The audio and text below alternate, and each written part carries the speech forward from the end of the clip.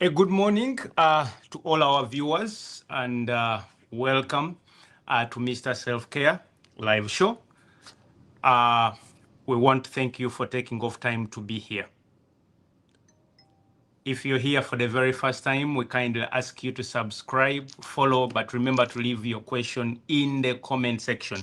I want to thank all people that took off time last week to watching, to ask questions, and whoever shared the discussion we had last week. Uganda, despite of all the causes, continues to lose a number of mothers or children at birth or during the process of pregnancy. If you've been keen in the recent days, you would have noticed that almost in all our papers, we are reading about a woman dying or almost dying in the process of giving birth. And this prompted the producers and the directors of this page to have a discussion around pregnancy. If you look at the causes of these mothers almost dying in pregnancies, we can point to so many factors. Number one, some of the factors stem back to lack of enough preparation by the mothers or the couple itself. Sometimes delay in these mothers seeking medical attention, and other times some health center-related factors.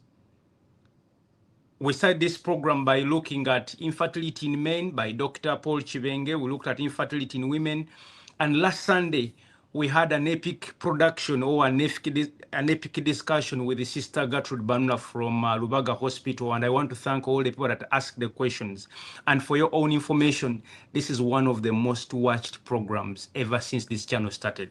In over a week, it is being watched by more than 3,000 people. That means transforming more than 3,000 lives.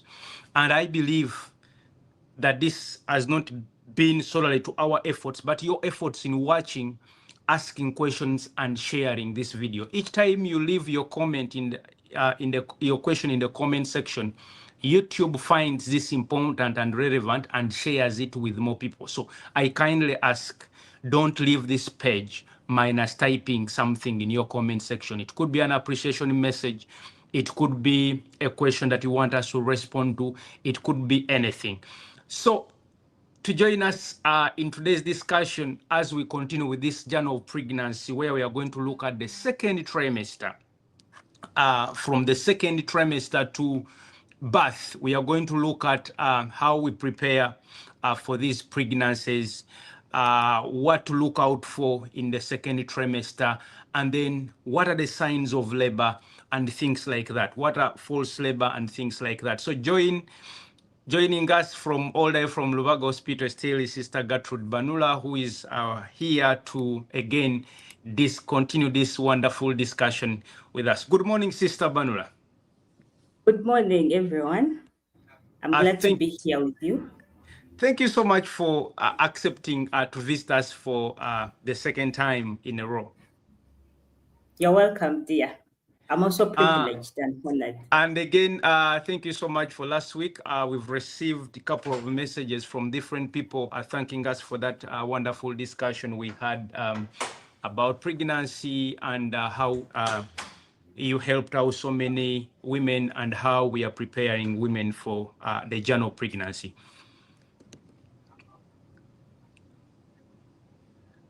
Sister Banula, let's start from here. What do you mean by second trimester and third trimester? Okay. So as we saw last week, we saw the first trimester, and we say that it's the time from conception to 12 weeks. 12 weeks of pregnancy, that is 3 months of pregnancy. So second trimester is going to start on the 13th week to 27 weeks of pregnancy. So 13 weeks of pregnancy, that is 3 months and 1 week to 6 months, 6 months and a half. Yes, that is the second trimester. Okay. Sister, again, many mothers say that this period of second trimester they normally call it the easiest period of pregnancy. From a midwife's view or your view,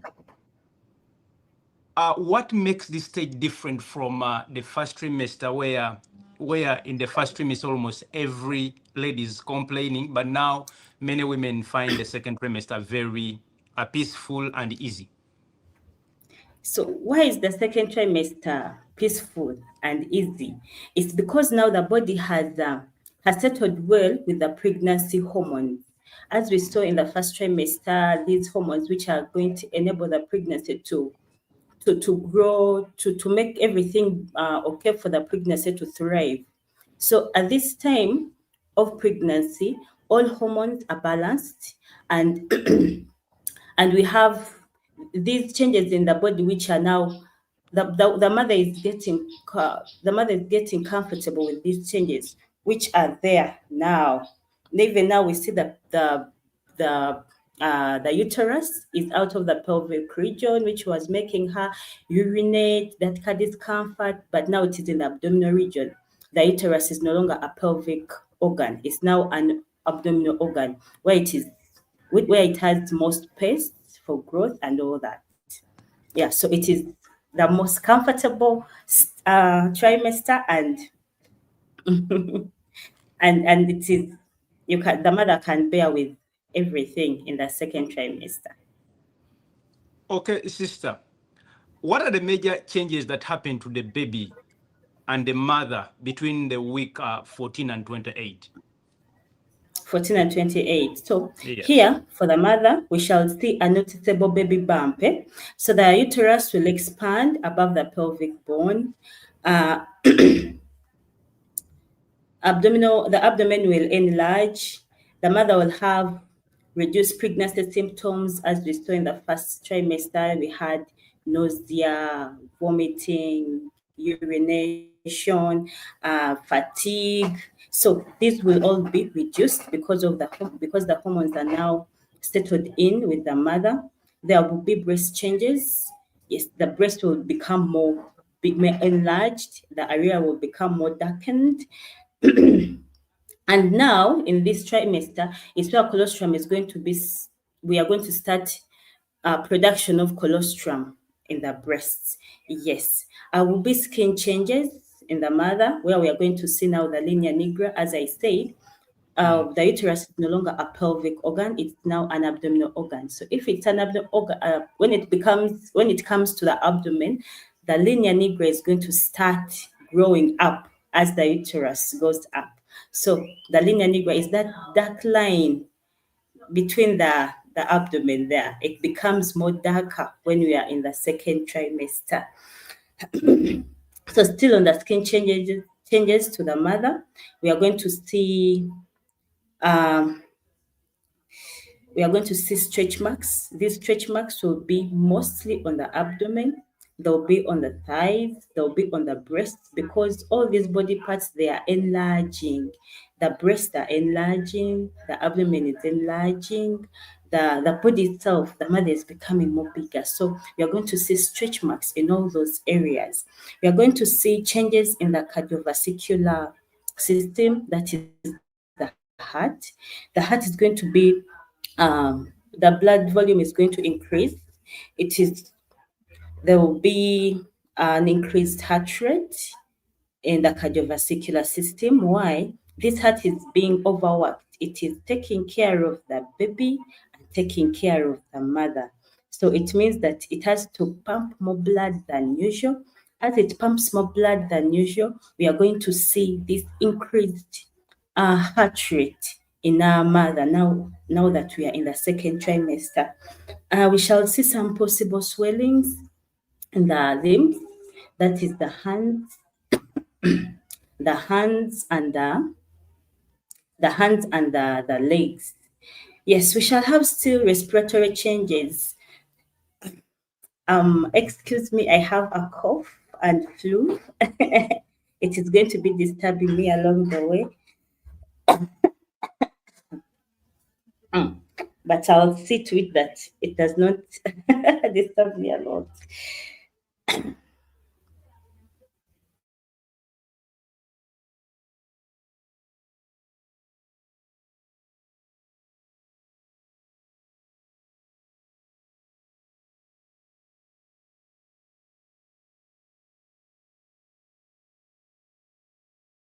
again, we are still continuing with our discussion.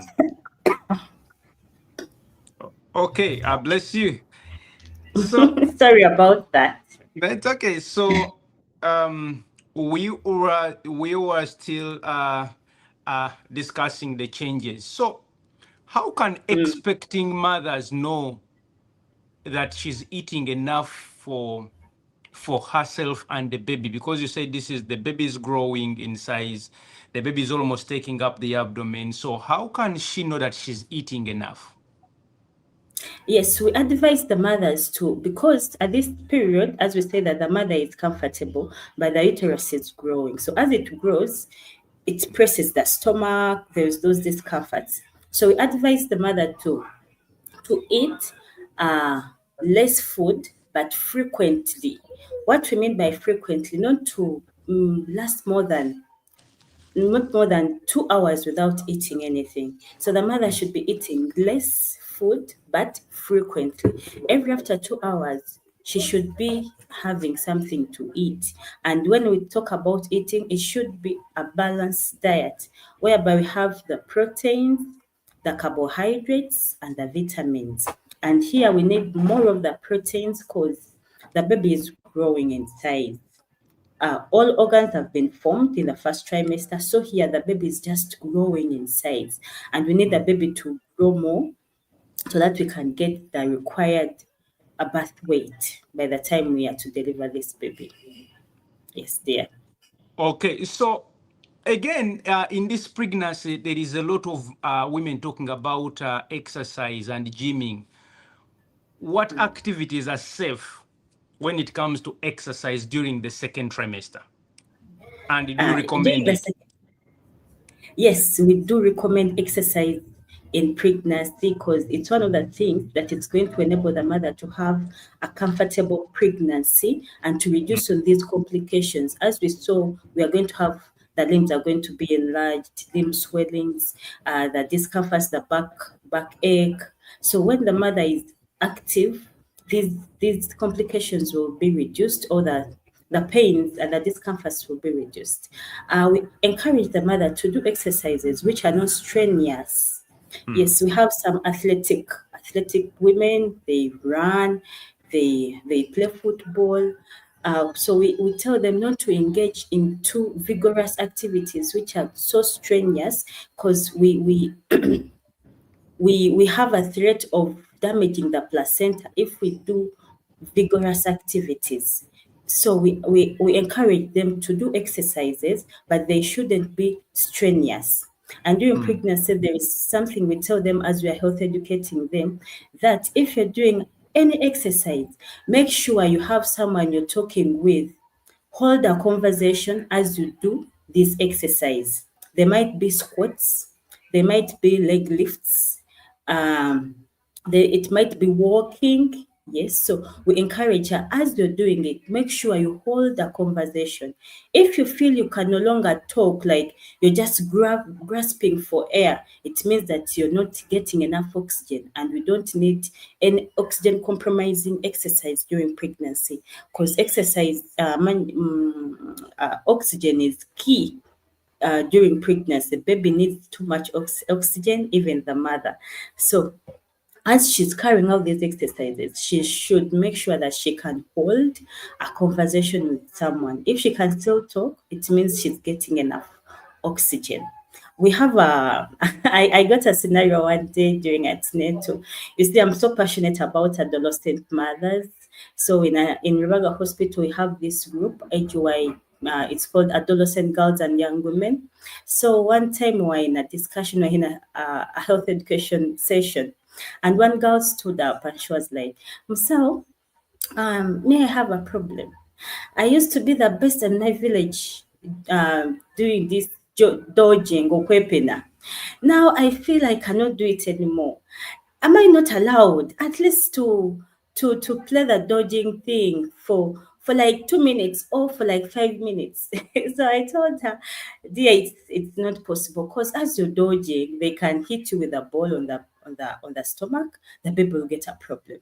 As you're jumping, a placenta can detach and we get problems." So those strenuous exercises, we really we tell them that you can just do small exercises because they are key and we need them, but not so strenuous and vigorous. Yes, sir. Again, I dedicate this program to all the single ladies there who are preparing to get married. Olivia, Flavia, Solome, a lot of friends of mine. I think this is my new Christmas gift for you as you prepare for your pregnancies that may come during the festive season. Baby movements can be exciting at this Yes. stage, especially mothers going for scan and then they see their babies move or feeling some kicks. When should a mother expect to start feeling some kicks? Because to some, when they start hearing the baby kicks, they are excited. But to again, at some time, these baby kicks stop. So when should mothers expect to feel these kicks? And what patterns are normal? Are they supposed to feel these kicks every now and then? Or these kicks come and go? Or the baby also sleeps at night and wakes up during the day? Okay, yes. Still in this second trimester is where we are going to start feeling the first baby movement, and it's called quickening. In baby movements are going to be, they're very exciting. They're like little taps on inside there. They're like little flickers inside there. They're very exciting, and most of the times when I was pregnant, I used to joke with my husband that it's so unfortunate you cannot feel what I'm feeling now. It's so magical. So we Yeah. expect to feel these baby movements from 16 weeks. Though these days they edit it from 18, but back then it would start from 16. 16 weeks, this is 4 months. Yes, between 4 months and 5.5 months. That is 16 to 22 weeks. By this time, the mother would have felt her first baby movements. And when they start, they should never stop. Yes, they just decrease in in the frequency when the pregnancy is tending to term. They reduce in frequency, but they should not stop. We have a tool where we health educate mothers on how to monitor their fetal movements. This tool we start on the around 26, 28 weeks because now baby is bigger, the limbs are longer and stronger. So at 26, 28 weeks, the mother starts monitoring the baby movements. And we advise her that you get an hour where you know your baby is active. Babies are not like us. They don't have night or day. They sleep anytime and they can be awake anytime. So the mother can identify what time in the day the baby is active. That is in the 24 hours. Which hours you know that is where I usually feel my baby move. So we advise her when she's doing that fetal monitoring, when she's feeling that fetal monitoring tool, she should not be doing anything. She should be calm with a pen and a paper. If we have the tool, we can avail it to her where she can record. But if we don't have a tool, she can use a pen and paper and a watch. She's supposed to monitor these fetal movements for only 1 hour in that active phase where the baby is active in the day for the 24 hours. So when she's calm, she's sitting, not doing anything, not on TikTok, not on anything, not seeing a movie. Every kick that she hears, she records that is 1, 2. And in the full hour, the kicks are supposed to be more than 10. If they are less than 10, it means that our baby did not move well. So the mother might have identified a wrong time in a day to monitor, or the baby has a problem. So we tell her during that 24 hours, kindly identify another hour for you to monitor if the kicks were less than 10. We advise her to identify another hour to monitor these baby kicks. And if in that hour still the kicks are less than 10, we tell her, come to the hospital. When you identify that my baby is not moving well, you come to the hospital. Yes, it's true. Babies rest, but babies have to be active it is one of the signs that we can tell that our baby inside there is doing well. Baby is not compromised of anything.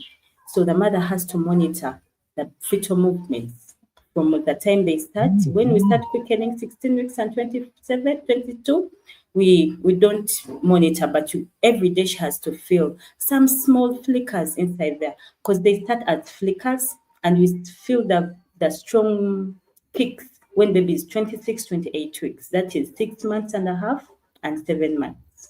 That's when we feel the real kicks and the real movements now.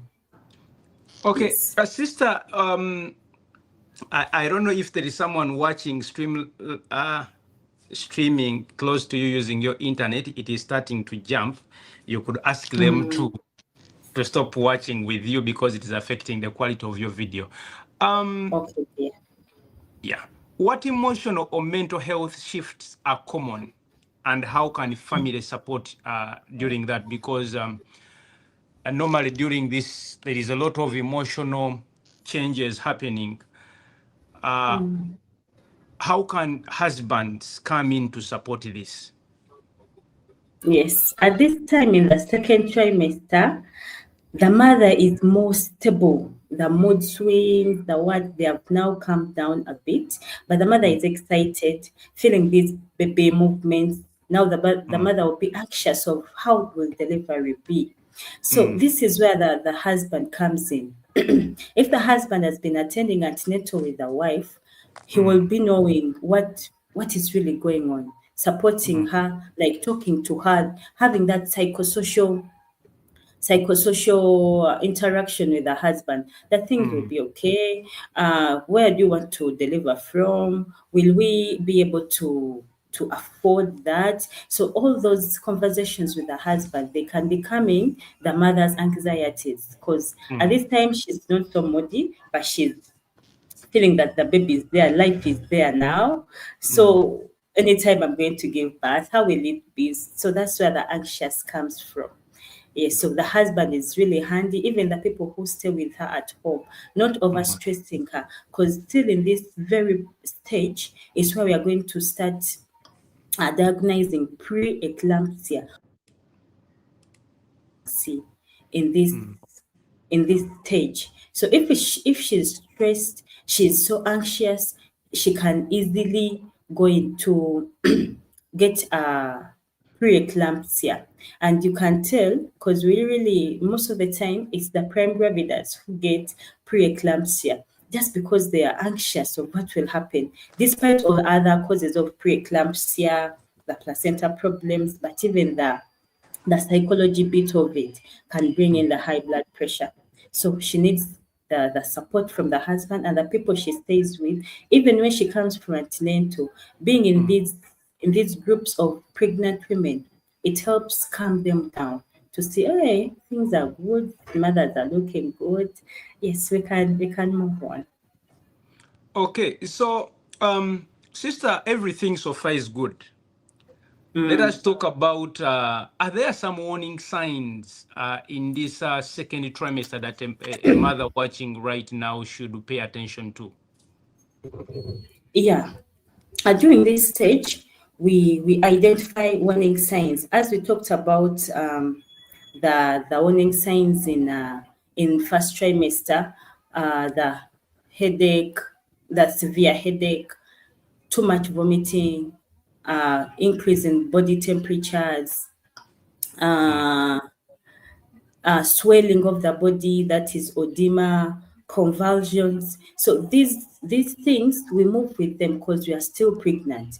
Still, as we are with the mothers, we have to be watchful of all this. Even in the investigations that we do, the laboratory investigations, we are still looking out for warning signs. Like say, if we are worrying about the high blood pressure, we have to be doing a urine albumin every time the mother will be coming for antenatal, to make sure that the proteins in urine, they are not there. We don't have glucose in urine, to those things which can be dangerous to the pregnancy and the mother herself. We do vital examinations where we check for blood pressure, temperature, nutrition status, weight gain. So all this, they'll make us to know whether we are having a problem, a complication with a pregnancy or not. As we tell her, if you get a headache, high blood, high temperatures, too much vomiting, not eating anything, reduced urine output, reduced fetal movements now that the baby has started moving. We tell her that if the baby starts moving, every day you have to make sure you feel the fetal movements. So if she does not feel the fetal movements at this time, it is also another warning, a warning flag.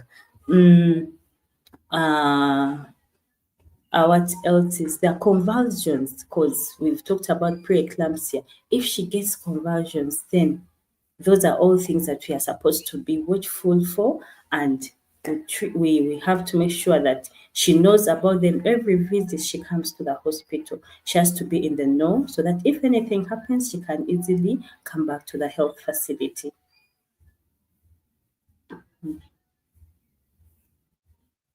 Again, if you're here for the very first time, we want to say thank you so much for taking off time to be here. Please share this live with all the groups where you are, because there could be a life that you are about to save. And remember to comment or leave your question in the comment section.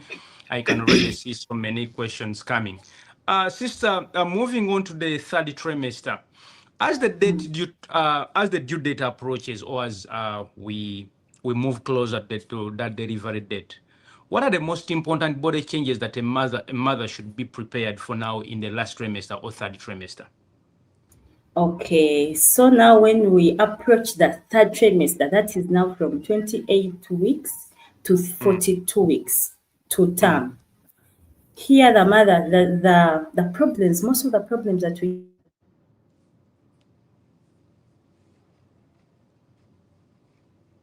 Okay. I think we are being disturbed by internet, but sure, she should be back. She should be back to finish up the second episode. Again, if you're here for the very first time, we thank you so much for being here. We are trying to look at the journey of pregnancy. Last week we looked at first trimester. Today we've so far looked at the second trimester, and we are going to continue with the third trimester, and then we look at actually the period by which we give birth. Again, the reason we are doing this is simply because the number of women dying in the process of pregnancy or while giving birth in Uganda is shockingly increasing, despite the numerous government efforts to make sure that different things are improved or being done. We are having a wonderful discussion with Sister Banwa Odae from Lubaga Hospital, who is thorough, or who has been part of this journey for more than half of her life. And trust me, you won't leave the same. Like we always say, we don't know who is going to benefit from this, but we are sure that someone else is going to benefit from this discussion. So feel free to share this with people in your group, with different groups, with couples that are expecting, with couples that have just gotten married, because the more we prepare for these pregnancies, the better we limit or we reduce the chances of complications during pregnancy. Sister Banwe will be joining us shortly to finish up this wonderful discussion. Again, if you have any questions about the second trimester, please leave your question in the comment section.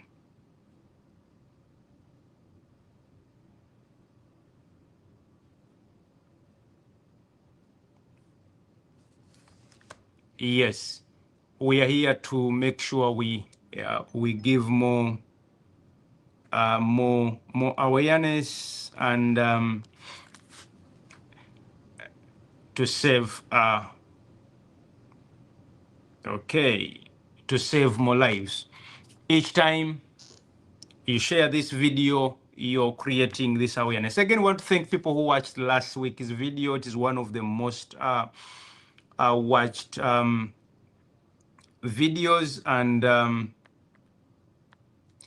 it's one of the most watched videos. And so if you've missed it, kindly after here, go back and watch the discussion we had last week about first trimester. So many people came to my inbox appreciating, and we are going to make sure we finish up. Network is still disturbing our guest, but she should be able to log in. She should be able to join us in a few minutes. And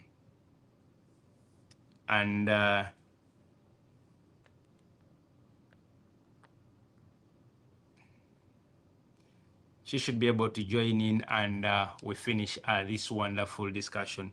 When we look at the second trimester, we are looking at from week 14 up to what, week 20, week 14 up to week 20 to 23. Yes. So that's a period where the baby is growing very fast. Different body parts are forming. Different multiplication of cells and all that. So it is really a very important stage. Yes, sister, you're welcome. We are glad to have you back. And sorry about the network. It's okay. It's okay. So, sister, we were talking about the third trimester, and you are explaining, sister, what is fetal positioning? Because this is some other thing that normally disturbs our women. What is fetal positioning, and why does it matter for birth? Yes, during birth, the position of the baby inside the uterus is vital. It will enable the health workers to know or to to predict the type of birth the mother will have, either a cesarean section birth or a spontaneous vaginal birth. So the position or where the baby's head is vital during pregnancy. In normal circumstances, the baby's head is supposed to be the first part to come out if labor is to start. That is what we call the cephalic presentation. And the first part to come out, it means that it will be the first part to be felt at the pelvic region. Or when we do a VE, we are touching the head. That is the vertex part of the head. So positioning is key in delivery. If a baby comes with the buttocks first, a leg first, when the baby is transverse inside the uterus, when the long axis of the baby is not not in line with the long axis of the uterus, yes, that is, it will bring complications in delivery and all that. So fetal positioning is key. And when we do antenatal, we monitor how the baby is positioned. And we emphasize this during the last trimester, which is the third trimester, where we are supposed around 36 weeks there, we have to be certain that it is the head coming first. It is the head presenting at the pelvic region. Yes. If at 36 weeks we are seeing the baby sitting inside the uterus, and the first part to come out if labor is to start is the buttocks or the legs, or if the baby is transverse, as we say, the long axis is not in line with the long axis of the uterus, then it means that we are going to get complicated delivery. Yes. So to make sure that we shall have a normal delivery, baby's head is supposed to be down.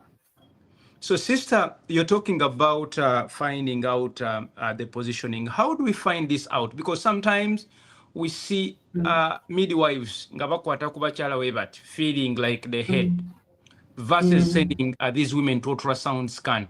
How do we find out this positioning?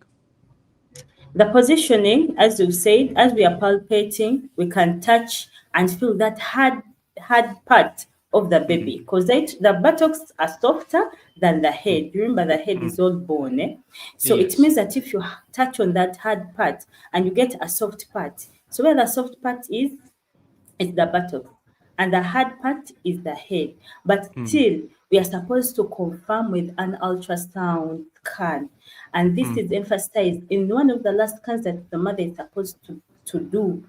As we said last time, at least there should be 3, whereby in each trimester we have a scan done.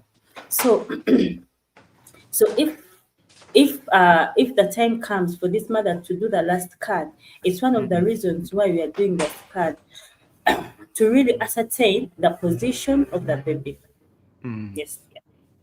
Again, you've talked about scans and positioning. Sister, what is the other role of ultrasound scan in the third trimester or in these last weeks? Because having that experience of working in scan, almost it was mandatory to send these women to this scan before they give birth. How is it important? Yes, the last scan is very important, as I say, to know the presentation of the baby, to know the kilograms of the baby this mother is going to push. Last week we saw the passenger passage and all that. So we have to know how big is the passenger coming. We have to know the amount of water on the baby. That is the liquor on the baby, because it is also vital in delivery. The less liquor, it will bring complications during pregnancy. We have to know the position of the placenta and the placental sufficiency. Yes, the placenta is positioned very well, but is it still sufficient for the baby? Is it still able to do its functions to this baby as we are waiting for the delivery time? Yes, so those are some of the reasons as to why the mother is supposed to do this last scan in the third trimester, so that we go into delivery knowing that our placenta is okay, the baby's kilograms are affordable for the mother to push, the life on the baby is enough to aid in delivery. Yes, and the placenta is sufficient enough. Sister, at this stage, I'll ask about amniotic fluid or liquor later and baby weight and the relevance to having a safe baby. Sister, let's talk about discomforts like swelling, tuzeyo ku nnyindo okuzimba, back pain, abakyala omugongo okubaluma ennyo, insomnia. In your experience, how can you help women who are having those challenges, which normally come in these last days? Omukyala azimba n'afaanana ng'ekizimbe kya mutaasa kafeero. Okay. When the mother swells, we have to do some investigations, because some swellings are physiological. We have some problems inside there, where we look at the increased blood pressure, high blood pressure, the one we call preeclampsia during pregnancy.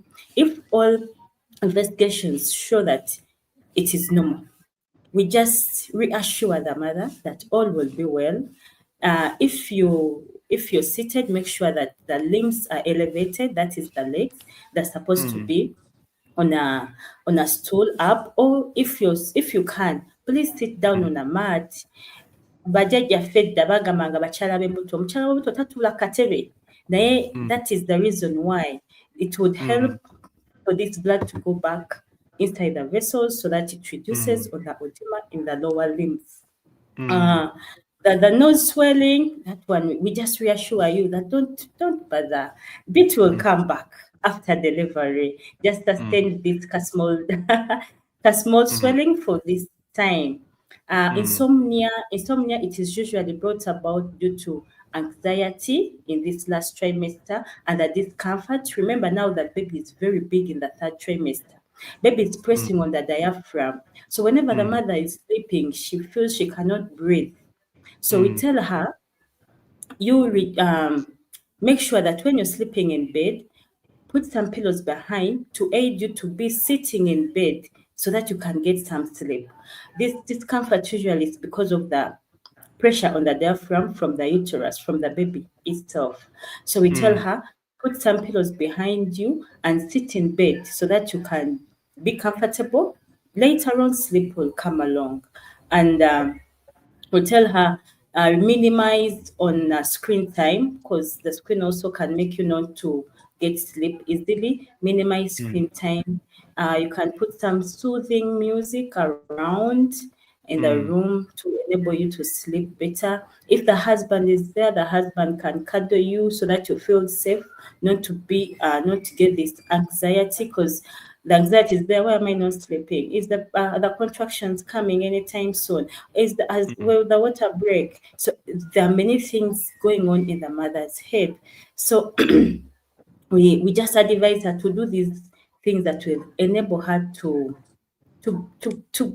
be comfortable so that sleep can easily come. But at night it might fail. So we advise her still during day. If you feel you're comfortable during day, you can get an hour of rest. The backache is still with the pregnancy, the growing baby.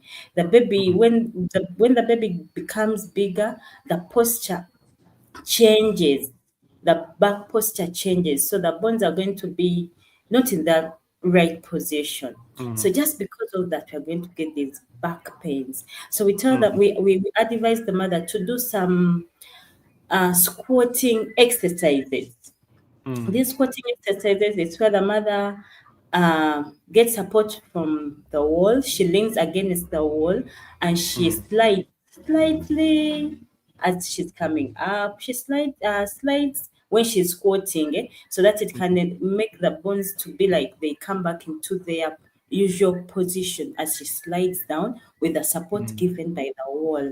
Um, the pelvic pains, because of the too much pressure there, she'll be feeling perineal pains. The perineum will be swollen and somehow painful. So we advise her to have some warm baths, some warm presses, go for swimming. She can be in water just to relax that pelvic part. Yes. So the complications are there, all those minor disorders are there, but she can overcome them slowly by slowly. I'm asking this question on behalf of Respa from Umbara. Is still sex okay at this period of time? Yeah. Yes. The mother can have sex up to when labor starts. It's normal. The mother can have sex up to when labor starts.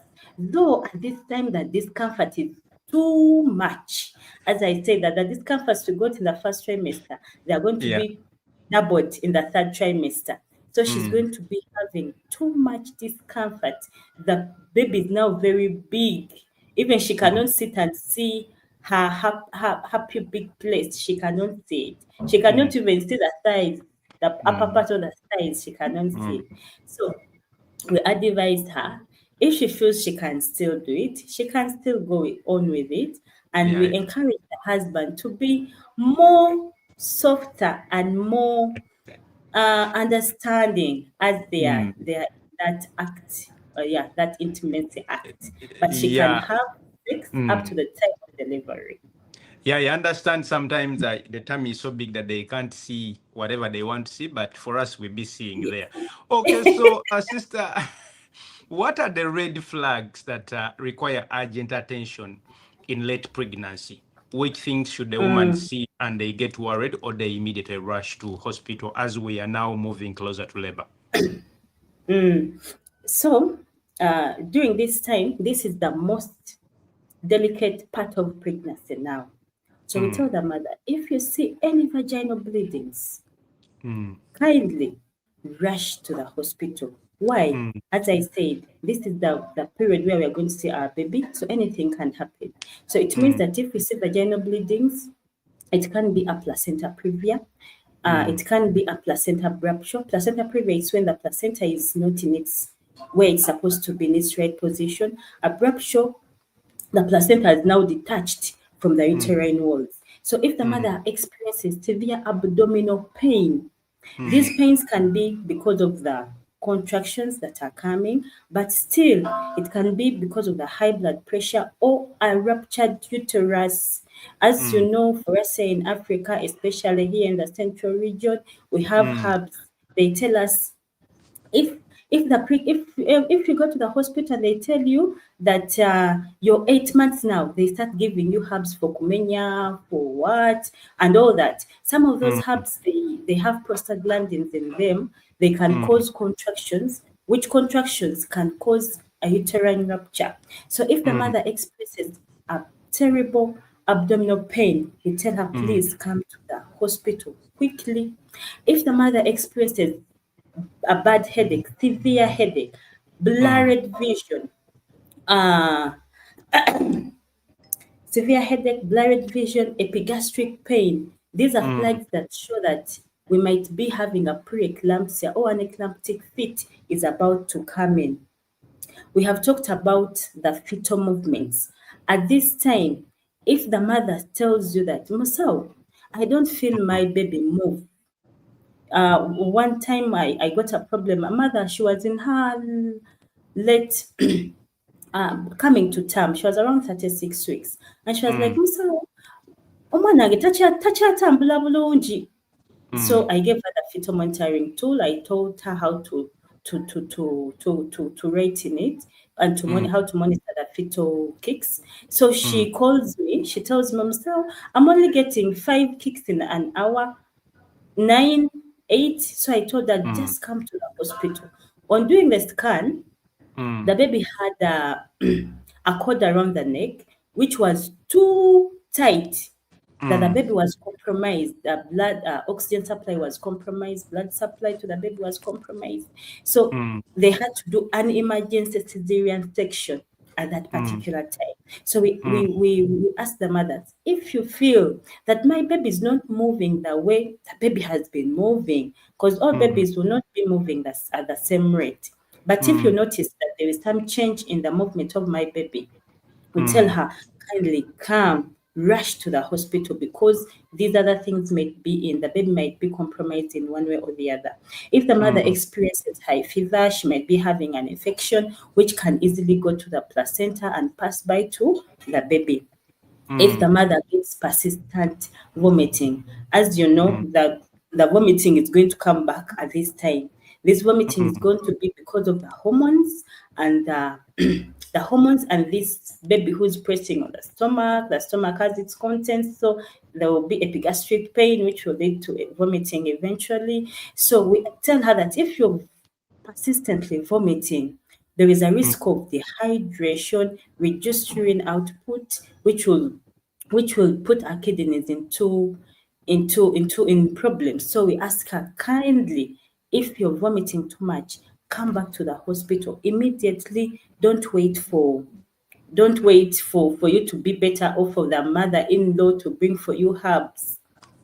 And if this mother experiences a decrease in urine output, because at this time mother is going to be urinating a lot, small amounts but frequently. But if she's telling that, so I got, I feel the urge, but nothing is coming out, we might be having a UTI. We might be having a problem with the kidneys when the high blood pressure rose and we did not see it in time. Now the kidneys are damaged. So we tell her, kindly come back to the hospital, because those are all red flags implying that we have to worry. They are danger signs to the baby and to the mother. Sister, before we go into the actual process of labor, can you help us understand, one of the things that I used to experience while in scan was fetal liquor or amniotic fluid, abamu bayita amazzi g'okumwana, and baby weight. What is the normal weight, and why is weight important to determine? Because one of the challenges that women normally face is trying to push a child that is beyond the normal weight or a very big baby. So can you elaborate on baby weight and amniotic fluid, and why is it relevant? Okay, so at each stage of pregnancy or in each trimester, there is a required amount of fluid that is supposed to be there according to the baby's age. Right now, I'm not so sure about the right approximate amounts, but in the third trimester, we have to make sure that there is enough, like where we have the deepest pool of, I'm forgetting the amounts, but you're going to help me with that. In the Maybe, third yeah, trimester. they say amniotic fluid index should be at least above above 6 centimeters, above 6. Yeah, with at least a deepest pool at least of 2 centimeters seen in each quadrant. In each, yes. Maybe, And maybe, sister, yeah, we can leave those values. The doctors will read. But why is this fluid important? What does it do? And actually the weight. Okay, the fluids, let me start with the fluids. In the last trimester, they help us to know that the baby is well. Baby, if the baby has enough fluids, baby will be moving well inside there. Baby, it means that the baby is excreting or is passing out enough urine when the fluids are enough, because it's one of the indicators that our baby has no abnormality. If you find that the amniotic fluid is reduced, then we look at the baby. Is the baby drinking and passing out the urine as usual, or there is a problem with the baby not passing out enough fluids to contribute to the amniotic fluids? So when it comes to delivery, these are some of the pushing factors. With the contractions, remember contractions, they are pains. The uterus is contracting, is pushing this baby out. So these amniotic fluids, they're the ones that are going to shield the baby from getting this physical contact of the contractions now. So there will be like that shield. And if a mother falls or a mother gets any sudden accident, is these waters that protect the baby not to feel this physical trauma directly to the baby. Yes, so, and when it comes to the delivery part of it, they enable the hindwaters helping the pushing of this baby to come out of the uterus. Yes, and to give that lubrication as the baby is coming out, because that process, it really needs a lubrication. So if we have these waters and they are enough, so the four waters will lubricate as the baby comes, and the baby still has some hindwaters.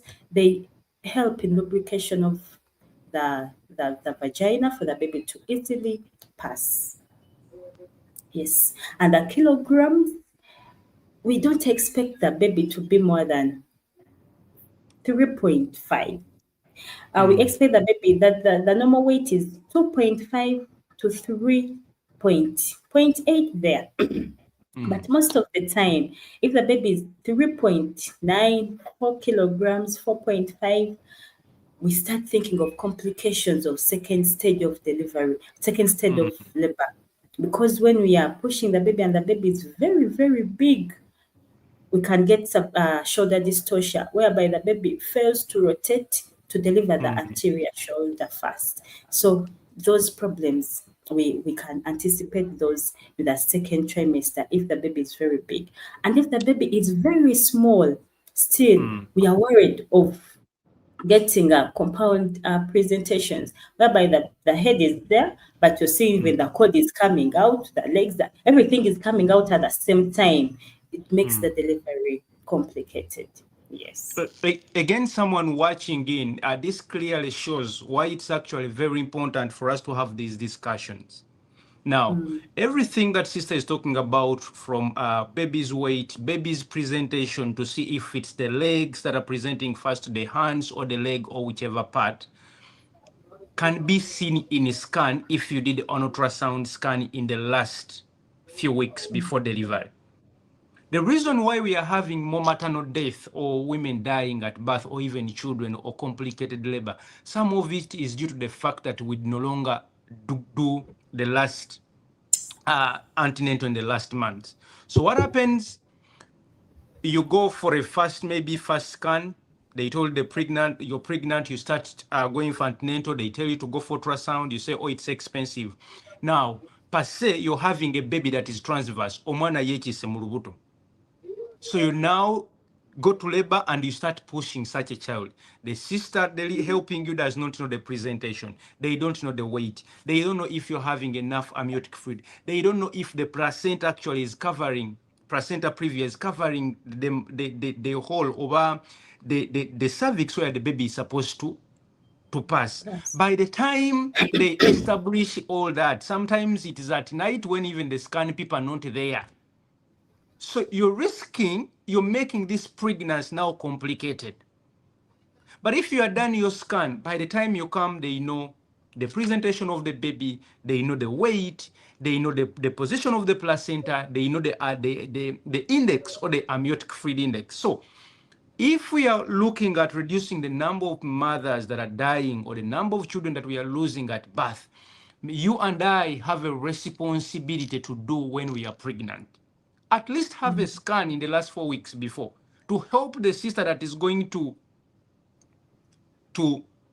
help you give birth, but also to help yourself. You know, sometimes we make simple deliveries become complicated. The sister, what should, let's talk about what we call a mama kit. That is some other interesting story that so many men don't understand why a woman is supposed to have a mama kit. Okay. What should absolutely be in this bag that called mama kit? Over, we don't have a Tata kit. Maybe Tata kit is in the wallet, but what is mama kit and what should be expected in all that? Okay. A mama kit, when we talk about a mama kit, now we are in the birth preparedness. We are preparing for birth. And birth preparedness, we do it in the second trimester, where we are going to talk about things like where are you going to deliver from? Because you might talk about a mama kit, like these days now, it is a business. People are getting money out of it. But as you're preparing your mother in the second trimester, she can easily organize for herself a mama kit prior to delivery. So as we're talking about the birth preparedness plan, as we are filling this form of birth preparedness plan, where we are asking the mother, where will you deliver from? Who will escort you to hospital? How will you reach hospital? We reach that part of your requirements, mother requirements, and baby requirements. Mother requirements. We kindly ask these mothers to get at least 2 dresses which can help in breastfeeding. To get cotton after delivery, we are going to get this lock here, which is going to be draining from the private part. So she has to have that cotton with her. She can even get some gauze. She has to have some panties, clean panties. Now and a kavera. A kavera, we talk about two Macintosh, one for delivery, the other one after delivery. A lesu to put on this camera because the camera can burn you and you get sores. So she has to get a lesu to cover the camera before she sleeps on it, especially after delivery. Even bras. So these are like simple things, usual things, but the mother is supposed to be told to organize them so that she can easily use them.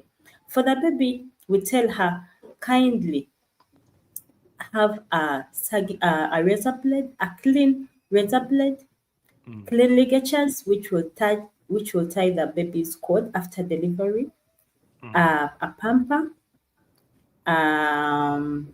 what is there for the baby? A baby sheets, and this should be cotton sheets. And if you can afford, get some baby overalls. So in the kit, the mother is supposed to be moving with what we call the mama kit. Has not all of these things that I have talked about, but has the basics that we shall be needing. It will have the kavera in it. It will have some gloves, a surgical blade, cord ligatures, baby sheets, cotton baby sheets, and some pampers in it. Why?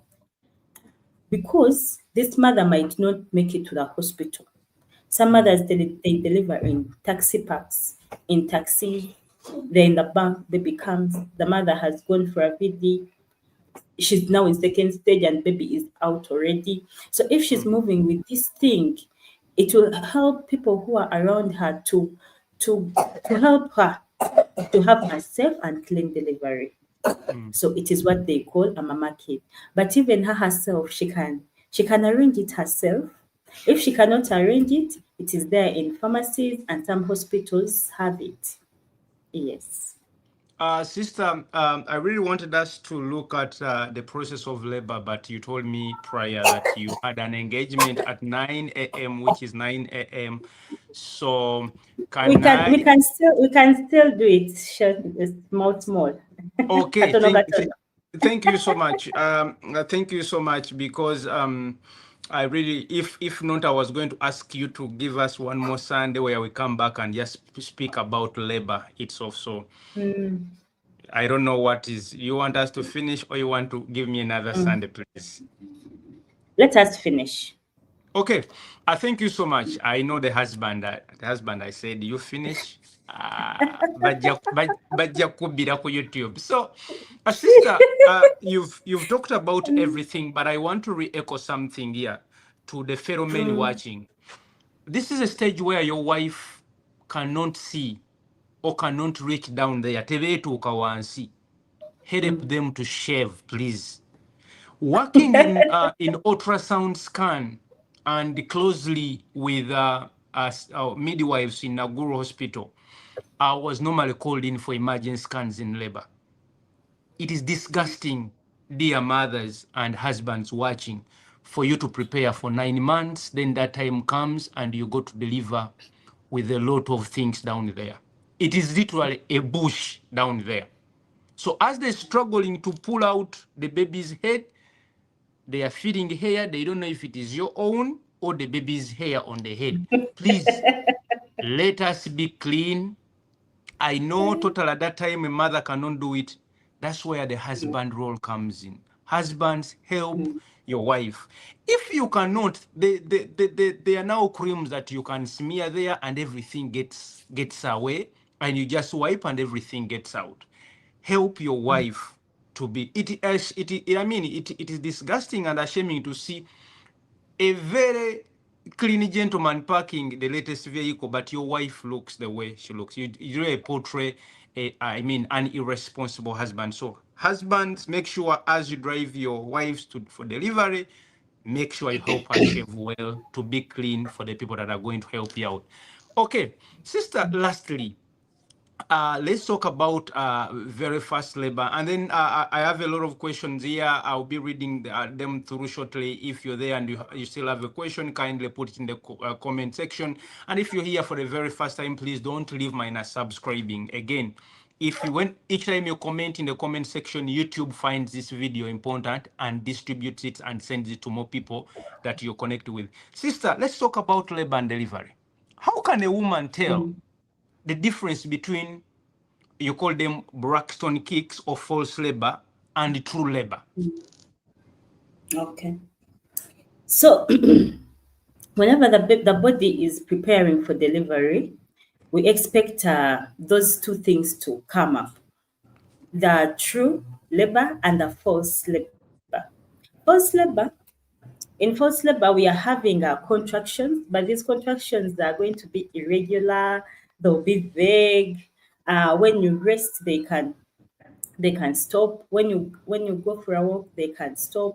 They don't increase in strength and frequency, so they are vague contractions, but the mother has that discomfort. And still in forced labor, we shall not be having cervical dilatation if you're to come to hospital, because most of the mothers come to the hospital so ebisabita and say nayenga when you do a vaginal exam, there is no cervical dilatation, there are no other signs of labor. But for a mother to know that, yes, I'm having true labor, these things should be present. We should have contractions. And when you talk about contractions, these are the pains that the mother is going to get on the abdomen. These pains, they are regular in nature and they increase in strength and frequency as they go on. They don't stop, rather increase. They don't stop if you rest. They don't stop if you walk around or take some tea. They don't stop. So when you see that I'm having pains on the abdomen, but they are increasing in nature and they are regular. And these pains usually start from the back, radiating to the front part of the abdomen, which is which is not the same thing with the forced labor. Forced labor, the pains radiate from the front part of the abdomen and they stop there. They don't radiate any other place.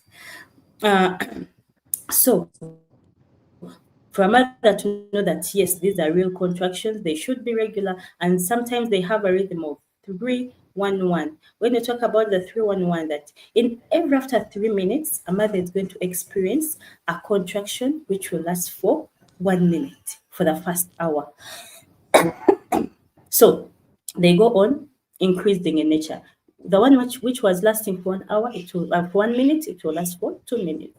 As the day goes, the contractions become stronger. So we shall have a cervical dilatation. This cervical dilatation will be known when we do a VE. Let's say you have to come to the hospital with the pains that you say that yes, I'm having contractions. When we do a VE, the cervix will be dilated, but the mother cannot know that my cervix is being dilated. She cannot know. What the mother will see show. What is show? Show is a mucus plug that protects the cervix or is filled on the opening of the cervix, not to hinder bacteria from entering the uterus, because there is a baby who is growing there. So when the cervix starts opening up, this show will start dripping out. Sometimes it has blood in it or only mucus. So it is mucus with blood. It is what we call show. And most of the mothers, they'll see it. Sometimes they see it even before they see the contractions. Before they feel the contractions, they can see the show. They can see it on their panties, or when they go for a short call and they wipe, they can see it on the tissue. And we encourage mothers who are in the last trimester, who are about to deliver, that every time you go to the toilet and you wipe, kindly look on the tissue and see what is on the tissue. So we can have rupture of membranes, as we saw that the baby inside there in the uterus, baby is in water. There is that cavera that is holding the water where the baby is in.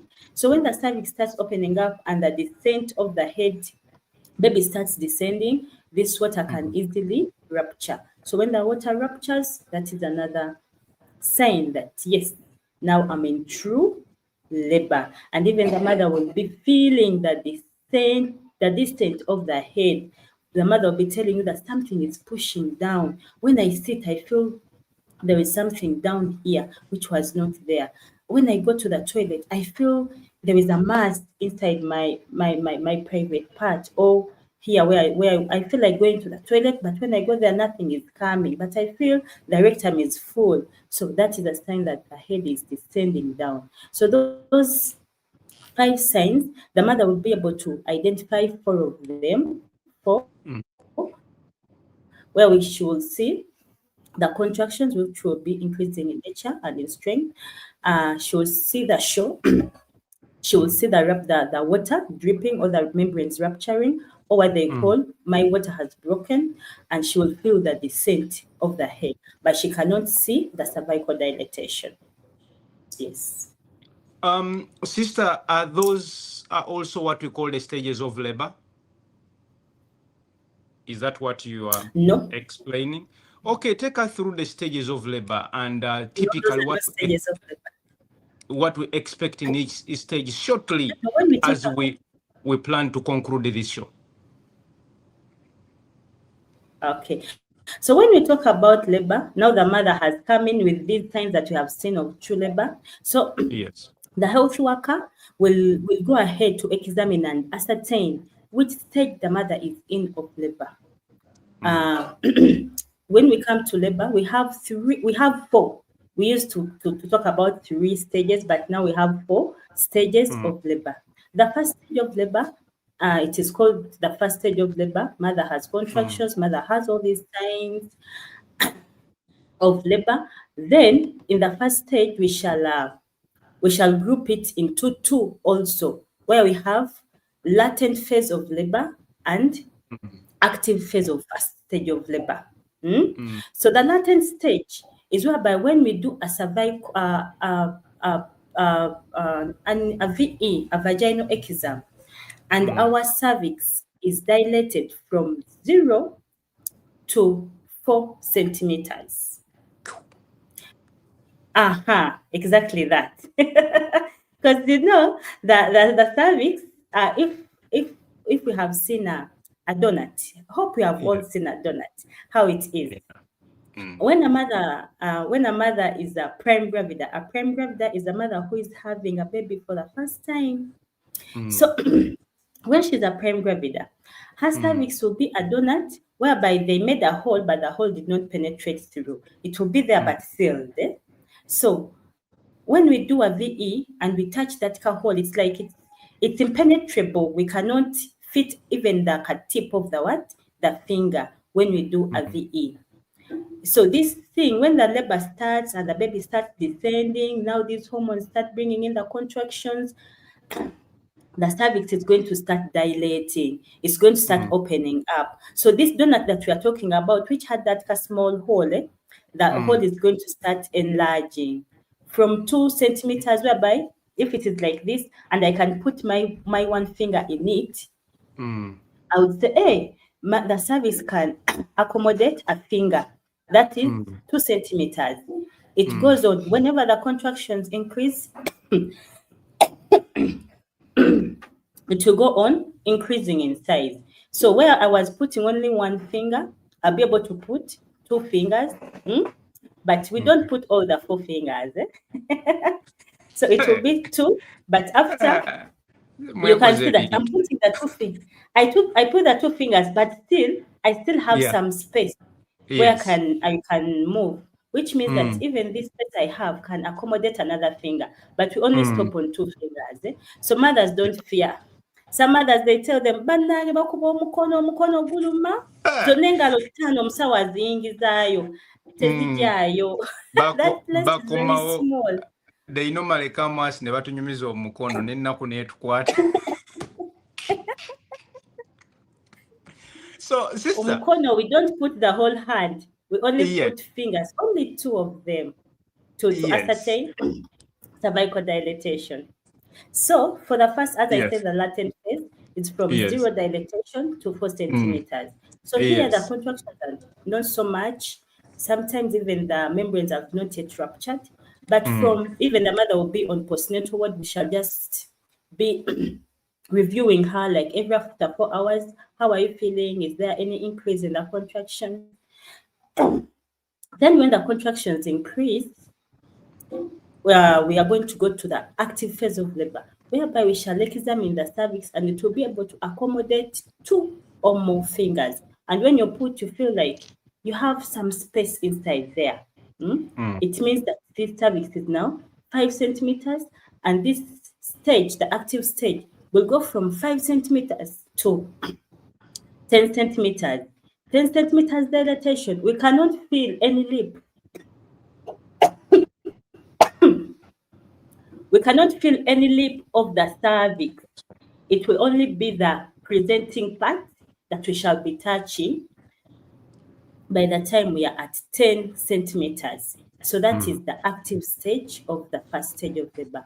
And when we reach there in the first stage of labor at 10 centimeters, we are going to go in second stage. When we are now 10 centimeters, we are going to enter into second stage of labor. In second stage of labor, is where we are going to see the delivery of our baby now. As I said, we shall not be feeling any lip. It will only be the presenting part now inside there.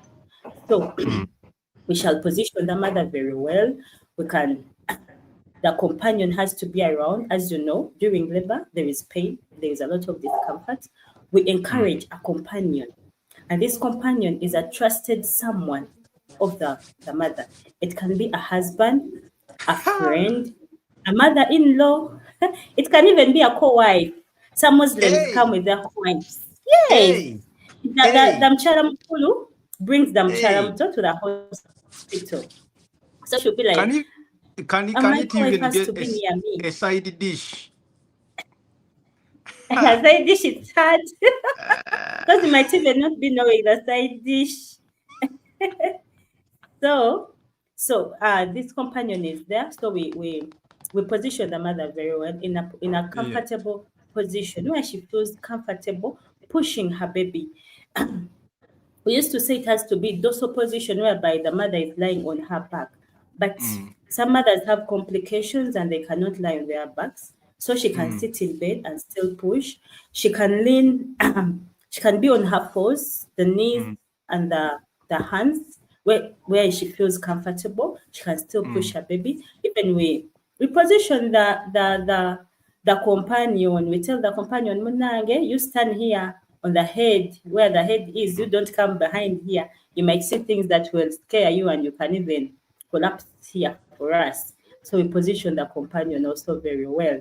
Uh, so we encourage the mother that with each contraction that comes, kindly mm. bear down. Even now at this time, should be having that urge, that that Ah, urge to push the baby. ah, So we encourage her that with each contraction, kindly mm, push softly. And when the contractions stop, breathe in here. Breathe. To get enough oxygen for yourself and to help you to get that pain relief. Because whenever it's like we are calming ourselves down, the pain will be reducing slowly. So in at this juncture, we shall have our baby. When the mother pushes, the baby will come out. And when the head comes out like this, because God is very powerful, I tell you. At that time is when you can know that real God is there.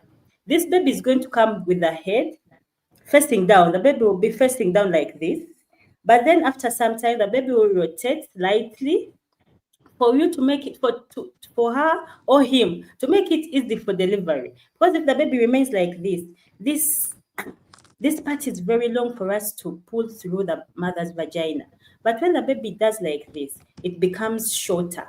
We can deliver the anterior shoulder, then we just slide the baby out. You get. So when wow. the head comes out, we shall check for the cord around the baby's neck.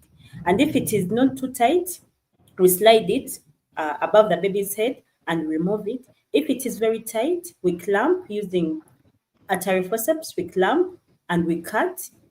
Baby will be free of the cord. Baby can easily turn now to the position where we can deliver the baby from. Then we deliver the anterior shoulder. Then the posterior shoulder will come out definitely. We put the Sister, baby in the yes. mother's abdomen. Mm. Wow. Just So we talking shall put about, the baby yes, continue. we shall put the baby on the mother's abdomen because when we're in second stage now, we have prepared everything. We have put a clean sheet on the mother's abdomen where we are going to put the baby. Baby will be very wet at this time. So we clean the baby. At this time, before even cutting the cord, we can initiate breastfeeding because we are told baby is supposed to start breastfeeding in the first 1 hour of birth if mother is okay and baby is okay. So the breast is near the abdomen. So as you're cleaning, some babies will be crawling towards the breast at that particular time. It's a stimuli. Baby will crawl to the breast. And when the baby starts doing that, the mother can breastfeed. As we finish these other things, we clamp and we cut the cord to separate the mother from the baby. So, because delivery is a two nurses procedure or a two midwives procedure. So one nurse will be taking the baby for cleaning and all that as you finish with this other part. So when the baby is out and you have cut, we are going to slide into the third trimester, the third stage of labor. In the third stage of labor is where we are going to deliver the placenta. So I think we are still together. We have gone through the Yeah, stages very well. So now we are in we the are third stage of. together. Mm, So when the baby is out, the second nurse before taking the baby will give the mother that's short of oxytocin, 10 international units, on this flexed thigh now. So she'll give the oxytocin. This oxytocin will help in the delivery of the placenta in the center, which we call omwana w'emabega oba omwana ow'okubiri. Waliwo omukyala yabanja omwana we ow'okubiri, bamugamba omwana ow'okubiri tumusuule tumukuba omutwale. Abaana bage bonna bampi naye bagenda muleetanga placenta. So here we call it the omwana w'emabega, or the second child, or the afterbirth.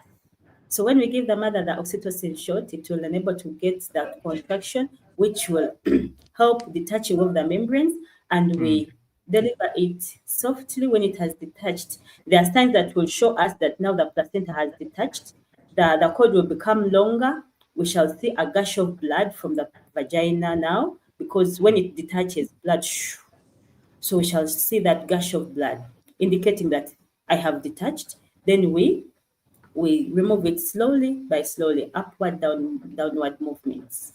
And still in third stage of labor, we are going to examine our placenta to see if all the membranes have come out, if all the cotyledons on the placenta are full, it has no hole in it, and to see whether it has no infections and all that. Still in the third stage of labor, we are going to expel out all the clots and to examine the perineum for tears, sores, even the cervix. We do a VE to feel our cervix. Now we shall be feeling the cervix. It will still be dilated, but you can feel all the lips of the cervix. If when you do the examination and you feel that there is a tear, you notify, you call for help for repairing that tear, because it can bleed, and it can bleed the mother out.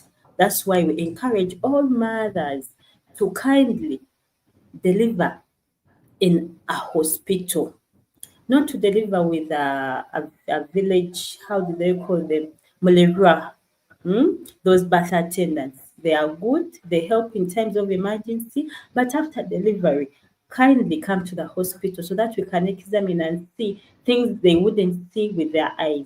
Because if there is a cervical tear which we did not see, the mother will bleed slowly until she goes.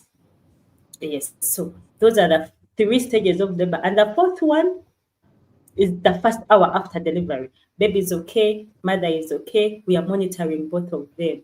Every 30 minutes, we monitor for vaginal bleeding. We do the vitals, any discomforts with the mother. Is the baby breastfeeding well? Is the baby passing out meconium? Is the baby passing out urine? Is the baby crying well? Is the baby having difficulties in breathing? So that is the 4th stage of labor now. So Wow. those are the stages of labor. They are 4 mainly, and each one leads into another one. Again, if you're here and you're watching for the very first time, I kindly ask you to subscribe. Sister, you're supposed to be teaching in midwifery schools. I've studied for so many years. I've never had a thorough explanation of this process like this. And to the men out there, abagenda mukuchala, introduction and weddings, I think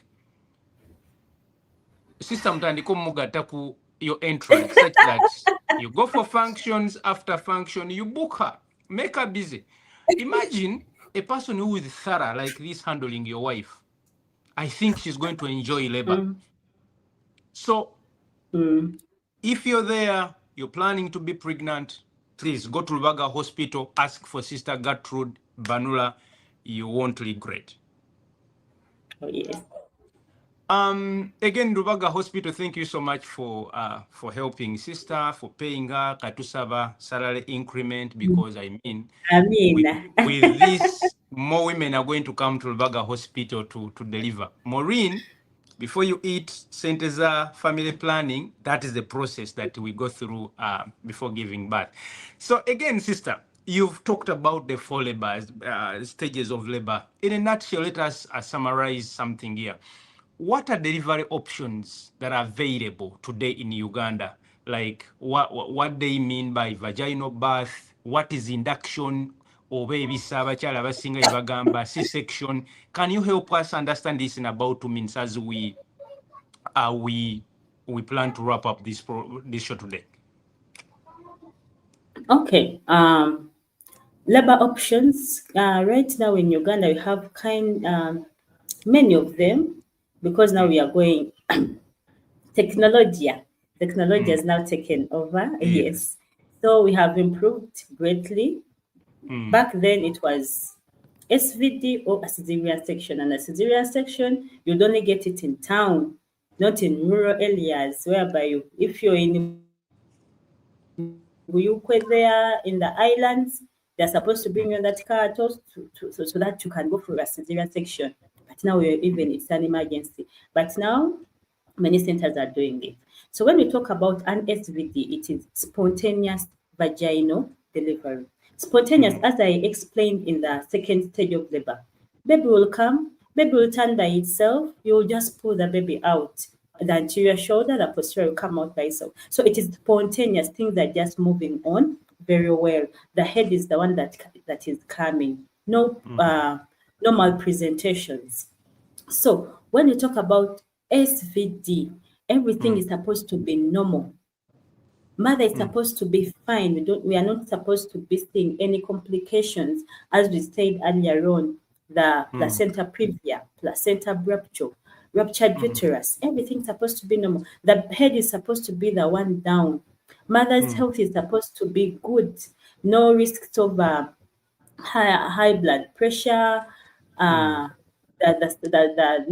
risk of having a previous cesarean section for us to talk about an SVD. So all mothers, especially the prime gravidas, they are prepared to have an SVD because they're fine. Most of them are very okay. If the baby has presented well, there are no complications during antenatal. So we hope to go for a spontaneous vaginal delivery. But things may change along the way. As we come to term, we can have a placenta previa. Even here in labor, as we are talking about labor, as we are in the first stage, the active first stage of labor, the baby can get distressed, what we call fetal distress. Mother can get distressed, and now we are going to be starting to talk about cesarean section. Cesarean section is whereby the mother is taken to theater, they cut her abdomen, they cut the uterus to remove the baby out. When the baby has not passed through the vagina, that is a cesarean section now we are talking about. And the cesarean section comes in where SVD is compromised or it is unable to be. We don't do a cesarean section on a mother who says, me, I fear pushing, please cut me. No. In Uganda, the policies are clear. A mother is supposed to be taken for a cesarean section when SVD is compromised. Yes. And when we talk about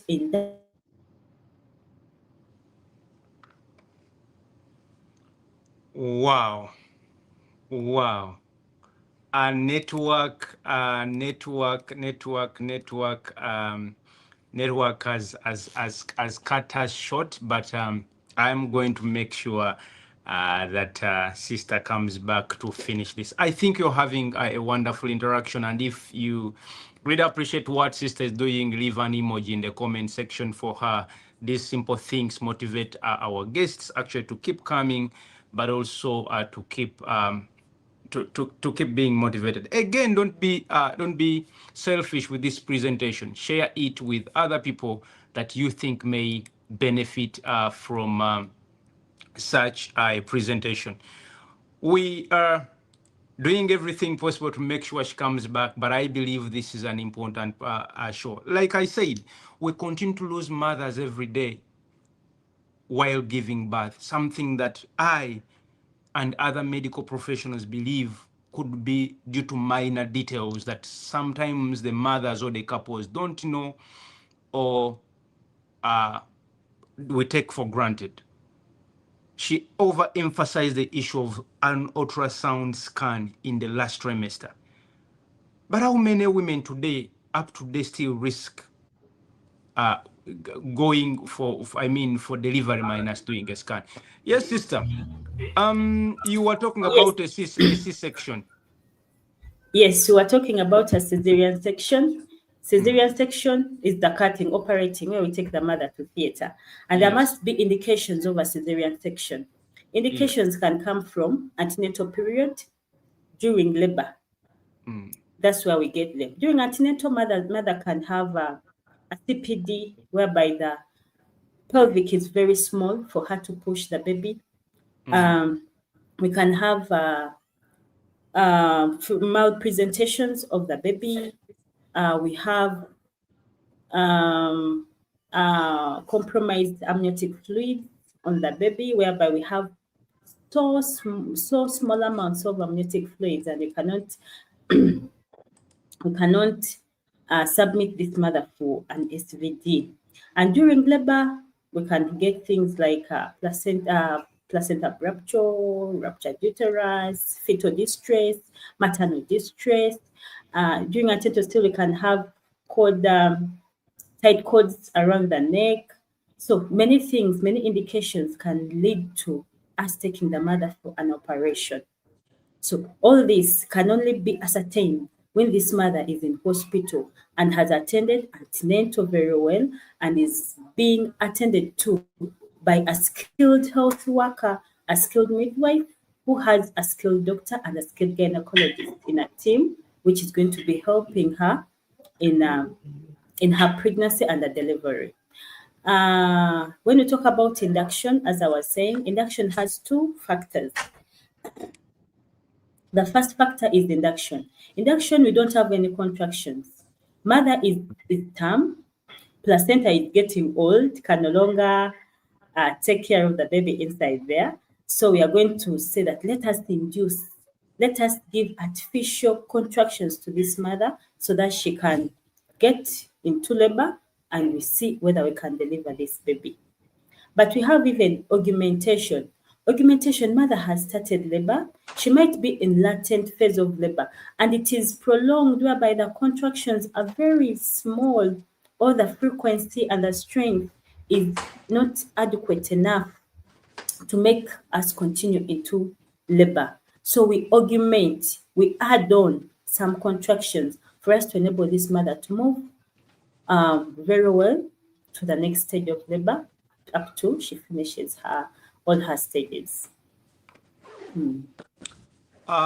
Thank you so much, sister. The next time I host you after Christmas, we shall be discussing a question that says why are we having increased the number of cesareans today while women are giving birth, something that maybe we didn't see so many years in Africa. We have a couple questions. I'll ask you to respond to them in a minute, but shortly before I go to the comment section, if you're there, please give enough flowers to sister. And if you're a couple that is looking for a midwife to attach yourself to, I please recommend Gertrude. You won't regret. Even if you're not going to give birth from Rubaga Hospital, just make an appointment with her, go sit down.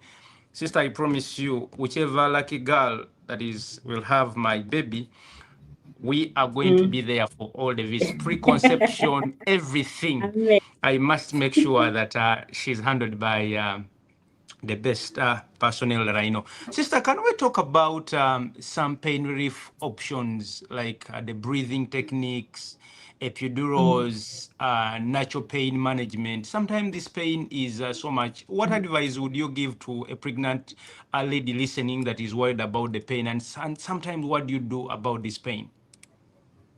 Okay. So currently for us in Rubaga Hospital, what we do, we health educate the mothers as they come in labor ward. We tell them what is being expected in labor ward, because the pain they come in with is not the pain that they will be having when we are delivering the baby. Pain will be way too much. But we tell them that we are not going to give them any painkillers or any tablets or injections for the pain. Because as you know, these drugs, they can compromise the respiratory centers of the baby, even the mother. They can even mask a fetal distress when the baby's heart is not beating well just because of the drugs that we have given to relieve the pain. They can even compromise second stage, or even the contractions themselves, they can reduce just because of the drugs that we are going to give to relieve the pain. So we health educate her that the pain is going to be there, but when they come, breathe slowly through the mouth. As you breathe slowly through the mouth, it will help you to relieve some pain. We even have some positions. We tell them when the pains are there, we are going to be moving around. You can move around your bed. You can move around the labor ward.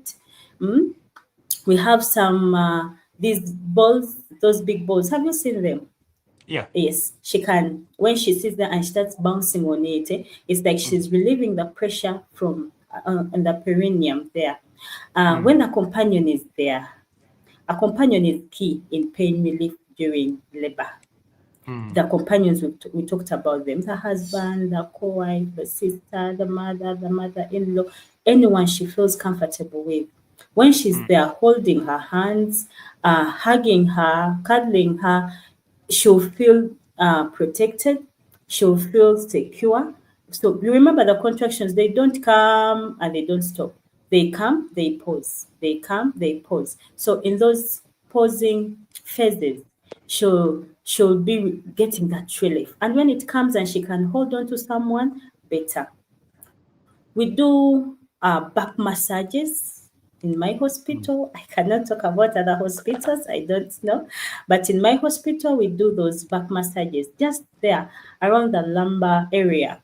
When the contraction comes, most of the time, if the midwife is in the curtain with the mother, she can gently massage that area because that's where the contractions radiate from to go to the front part of the abdomen. So we massage that place and she feels that relief. And sometimes she tells her, please don't stop, press more harder.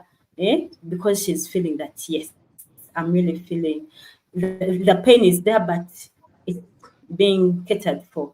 And we encourage the companions who are there to be talking to them. Remember, when you're speaking with someone, even if the pain comes, there is a way you feel like, okay, you'll go back to what you are talking with your companion. There was one time I was in labor ward and there is a lady, she had, I think it was her sister, and they were backbiting about someone, but they backbited about this person up to when the mother was in second stage. I think she did not feel it because she was serious. Are you sure? She did that. Me, I told her. I told her that it will end in tears. I told her this mother was in labor. The second thing I was telling, baby was crying, and she was not in any pain. So a companion is key.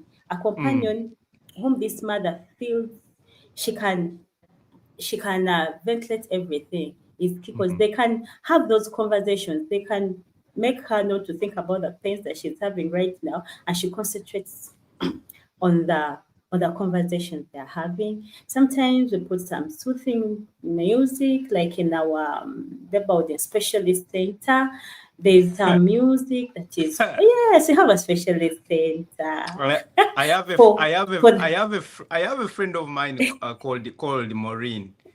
Ndowooza ye bw'anaaba azaala muleete Eagles nambo oba Frigo Band tagenda wulira bulumi bwonna bwonna. eh, So sister, let us so let there's us some soothing music in the yes. labor ward. Yeah. Let And us epidural, you talked about epidural. yes. Epidural, You talked what about is it in epidural. Uganda? Right now in Rubaga. Tebaita Epidural okupasula. mu Luganda omukyala okupasula bye bagiyita episiotomy ng'omutwe guzze, the head is out, but it's like the space is small for the baby to pass out. So we do an episiotomy. We cut the perineal area to increase on the space for the head to come out. Epidural, these are also pain relieving techniques. They are new. We are doing them in Rubaga right now. They give you anesthesia. Bakuwa eddagala erisirisa obulumi, naye n'osigala nga labor egenda mu maaso. Tuli ffenna. So labor goes on, the cervix will dilate, mother will not feel pain on the abdomen, mother will not feel pain in the perineal area. It will be like the pain there has been stopped because the pain receptors would have been blocked, which take pain to the brain. So mother will progress very well in labor, but it will be painless. Even the time of pushing will come and they'll just tell her, do you know what, Gertrude? Baby is now here. So position yourself and we shall be telling you when to push. But when she's not feeling any pain, that is Yes, sister. epidural. Yes. Going into the questions as we conclude, this one is Ronald says, thanks for the program. Last time, sister talked about sex during a pregnancy. At what stage does a man's semen still impact the baby's DNA? Do you have anything to say about that? Baby's DNA was already formed in the first weeks of conception. It will not be altered again. Okay.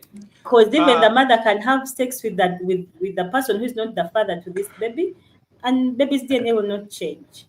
Nga lwaki mukola ebintu ebyo? Aunt husband naye okuba taliiwo. Otio. Okay. This is Maureen Moonlight. Okona Gambia was planning to chop centers of family planning in Ayowalai. Okay. Can I ask Otio? So this one is asking, can't I ask for C-section? Because there is, by the way, that saying amongst men that when women go to hospital, they ask for those C-sections. Currently in Uganda, the policies are very clear. Maternal, yes, we have maternal, they call it maternal desires for a cesarean section. It can be there, but she has to be told all the complications of a cesarean section versus SVD. So if she knows the complications in a cesarean section, which has no indication, she can easily get out of it, and she said, let me try SVD before I go for a cesarean section, because many complications are in cesarean section than in SVD. So maternal desire is one of them, is one of the indications, but she has to be taught all the complications in cesarean section. Okay, again, Ronald is asking, sister, do family planning methods have any contribution towards delivery complications? Yeah, they do. Because a mother can have a permanent BTL, they have cut both tubes, but unfortunately they cut the wrong tubes and she gets pregnant. So she was not expecting to be pregnant, now they are here. And the hormonal contraceptives that we use, most of them interrupt our fertility phases, our fertility cycles. So when the fertility cycle is compromised, is complicated, everything during delivery and pregnancy will be complicated. Okay, Malka, one of Uganda's best nutritionists, thank you so much for being here, Malka. I should be soon hosting you to talk about nutrition in pregnancy. Malka is saying, Olugambo n'abakyala bali bati. Awo n'obulumi babwerabira. It makes us younger. I know. It makes us younger. Maureen is saying she's coming to you. Sister, someone sent me questions here. Sister, people, she's saying, this person is saying that they are seeing in movies where women are giving birth in things like water tub, where they are putting them in water tub, and how does that help? And does that ease delivery? Does it reduce pain? Talk about that in about a minute as we conclude. It is also a pain relieving technique during labor. Okay. Currently in Raga Hospital, we don't have it. But remember, as I said in the first stage, when a mother gets those, she goes for a shower, she gets that cold sponges on the perineum, it relieves the pain. So it is one of the pain relieving techniques. When the mother is in water, the pain and the pressure on the perineum will be reduced automatically. So the contractions will be there, but the mother will not be so discomfortable. Because remember, when the pains are there, you're sweating everywhere, you're so discomfortable, you're feeling pain in the abdomen, the perineum is bursting. So when you're in water, you feel like that relief. And it is easy for the baby. When the baby is born in water, the baby's lungs open easily because the baby is yearning to breathe. Remember, the baby is coming from water, so it is an exercise that will expand easily the baby's lungs. Yeah, it is good for the mother and good for the baby also. Okay, sister, this is Claire from Italy. Claire is asking, in Uganda, we normally see women taking too much tea amajani. Talk about this. How does this help?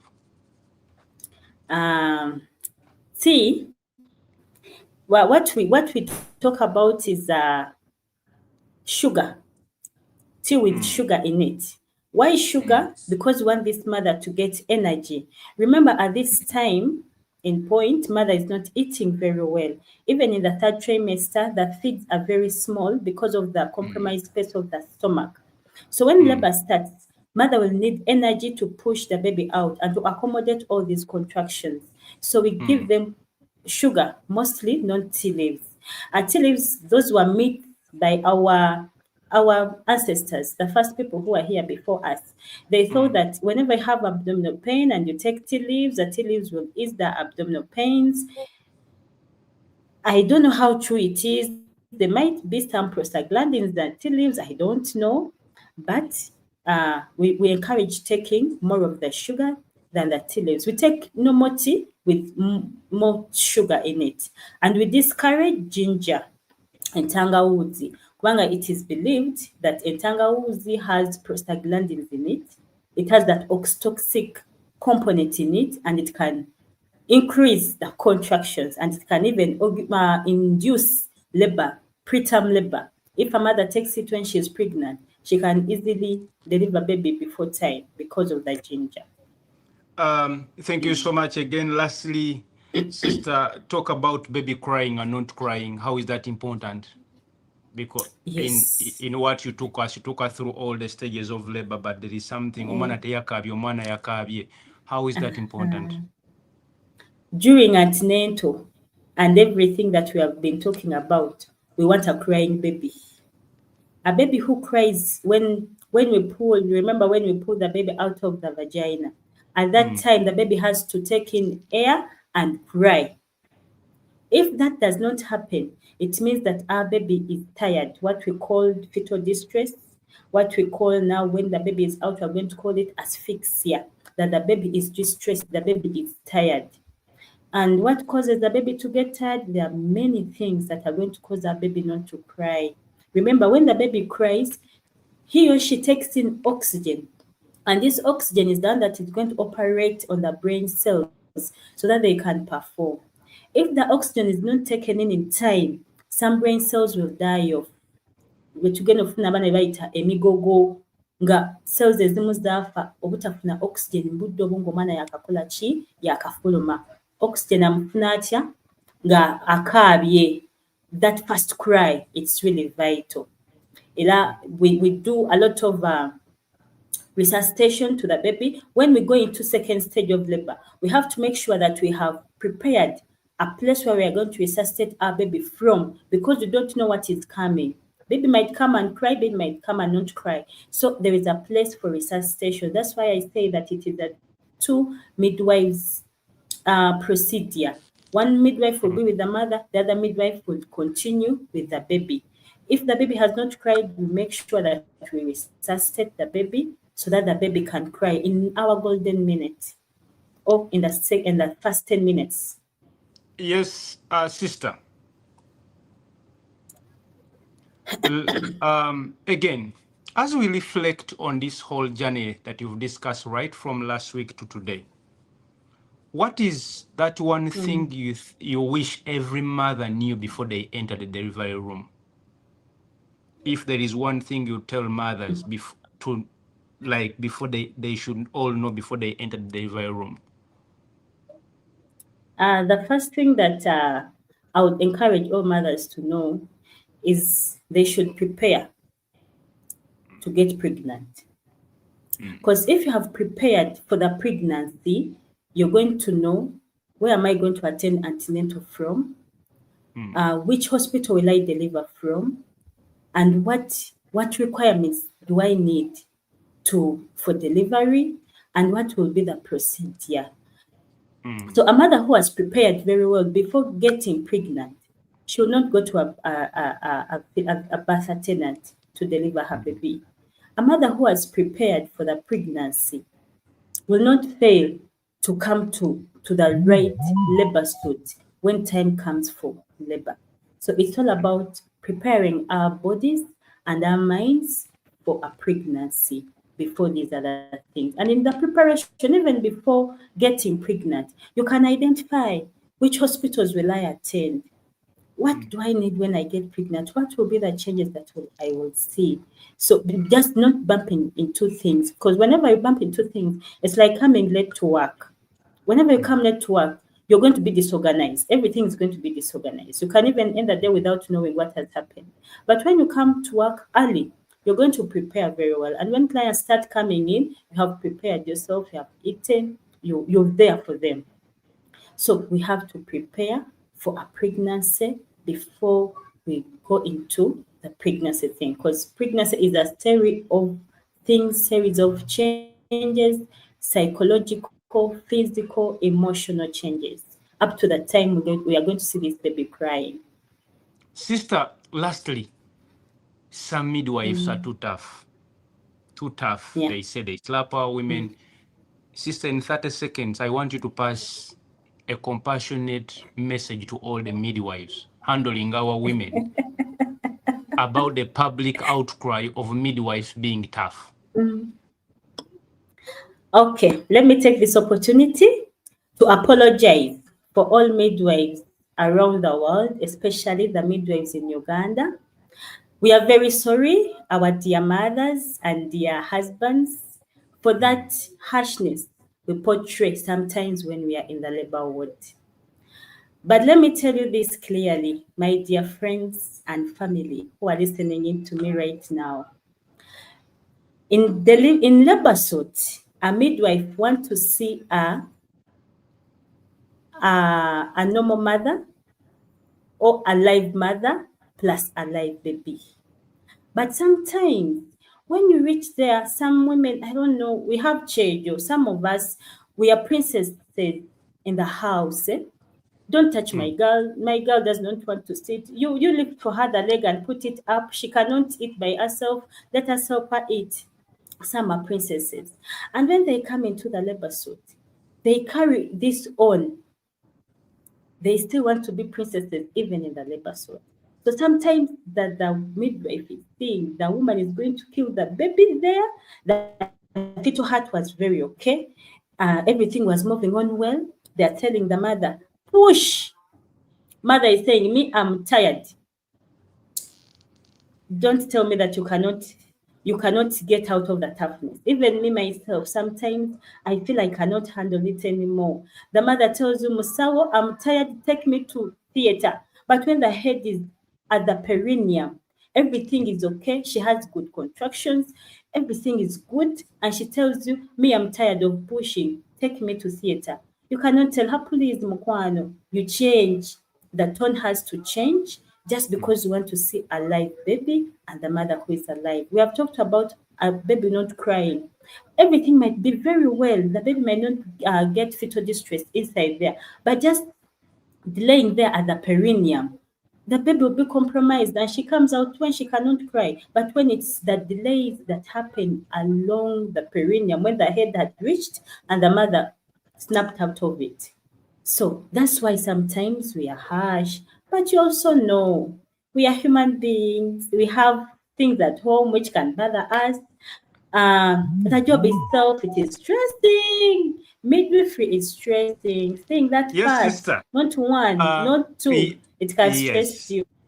As our time is running pretty fast now, I want you to, number one, give your closing remarks. Remember to thank your husband that is in front of you holding that light for you, and also to thank Alvaga Hospital. But as you conclude, give your contacts that people can check out for you or look out for you, one that you can share with public, or whichever form of direction you can give to any woman watching in and they feel you're the right person to handle them. Okay, thank you very much for the opportunity given to me to be hosted on this show. it was my first to be on a YouTube show. Even I don't know which show I'm on, by the way. But I'm so privileged that I'm here and health educating the communities, because health education is my passion. I love health educating. Even in hospital when you come, I'm one of the person who is like, you want me to health educate? Okay, let me start. I'm always prepared. So I'm privileged to be here. I'm so thankful to you. I'm so thankful to Solomon, who identified me in the masses of people in Rubaga Hospital. Even to my hospital, I'm so grateful that I've served with Rubaga Hospital, because I entered, I was an amateur. Now I can call myself a senior, yes, with Rubaga Hospital. The 15 years I've been with them. I'm so grateful. And for my dear husband, he's the best. That's all I can say. He's the best and he'll always be the best. Yes, to my family, sisters, brothers, and mom and dad, I'm so grateful for all the efforts and for all the punishments they gave me so that I can be here now. Yes. Again, the journey to pregnancy should be a journey of love, care, and a journey that is full of hope. This journey does not start the day your wife is declared pregnant, but rather starts the day you start having a thought of getting pregnant. I want to re-echo the importance of preconception care. The care you start getting the day you start thinking of getting pregnant as being very important. We've looked at the first trimester, second trimester, third trimester, labor, and a few things to discuss about labor. I believe that I and Gertrude have done our role. That is to give you what we could give you in the 2 sessions that we have had today and the ones we've had last week. This message may be somewhere you would pay to receive it, or you'll pay consultation to have it. We've given it to you free. We kindly ask that you share it as wide as possible to make sure everyone benefits from it. Again, to any woman planning to have a child, this is a journey that you must prepare for, or for any couple that is planning to have a child. This is a journey that we must all prepare for to have. Kindly seek good advice from well-established centers.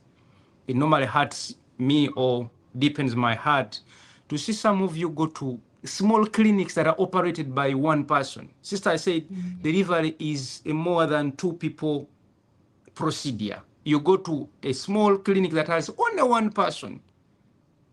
Yaduko kuleta chino is the one helping, is the one doing everything, simply because you want to go close to your home or in a place where you're going to order things around. This is a journey. There are 2 lives at risk. Let's listen and take all the advice. To everyone that has watched in, thank you so much. To everyone that has left a comment, thank you so much. To everyone that asked a question, we hope we've answered everything. But I want to continue this discussion in the comment section. And the question of the day is simple. Now that you've heard about all the trimesters, what do you think is the hardest trimester for you? Or if you've a lady that has given birth to you, what was the hardest trimester for you? And then, which one question would you ask your midwife the next time you see one? From everyone, the producers, the management of Mr.Selfcare right here in the USA, we thank everyone that has watched in Ugandans abroad and home, and we pray that everything goes well. Have yourself a lovely Sunday, and may God bless you. Bye.